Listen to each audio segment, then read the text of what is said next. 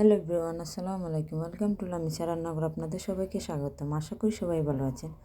আজ নিয়ে এলাম মজাদার মুরগির মাংস কষা রেসিপি। প্রথমে এখানে নিয়েছি ব্রয়লার মুরগি, এগুলোকে ছোটো ছোটো পিস করে ধুয়ে পানিটা জড়িয়ে নিয়েছি। তারপর দিয়েছি আমি এখানে 2 টেবিল চামচ পেঁয়াজ বাটা এখানে, তারপর দিয়েছি 1 চামচ আদা বাটা, তারপর নিয়েছি আমি 1 চামচ রসুন বাটা,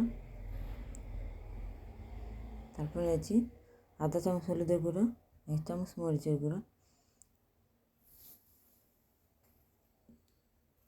আপনারা আপনাদের পরিমাণ মতো ঝালটা ইউজ করতে পারেন। তারপর দিয়েছি আমি ধনিয়ার গুঁড়ো, জিরে গুঁড়ো,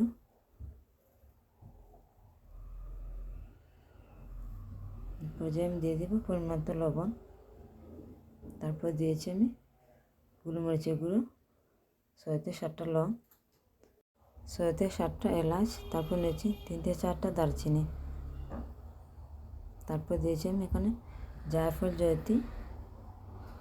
তারপর পরিমাণ মতো তেল দিয়ে আমি এগুলোকে ভালোভাবে হাত দিয়ে মেখে নেব। এর পর্যায়ে আমি 2টো তেজপাতা দিয়ে দেবো।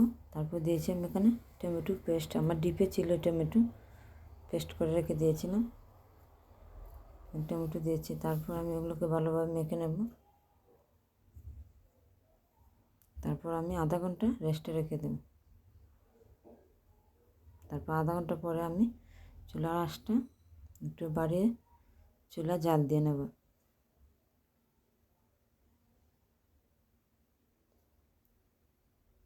এ পর্যায়ে চুলা আঁচটা বাড়িয়ে আমি তরকারিটা জাল দিয়ে নেব।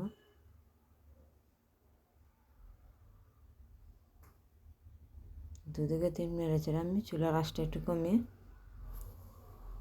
10 থেকে 15 মিনিট রান্না করব।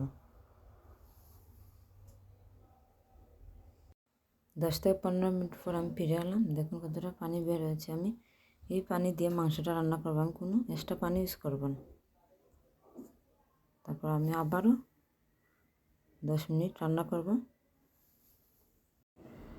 এ পর্যায়ে আমি একটু নেড়ে ছেড়ে তারপর ঢাকনা দিয়ে ঢেকে দেব।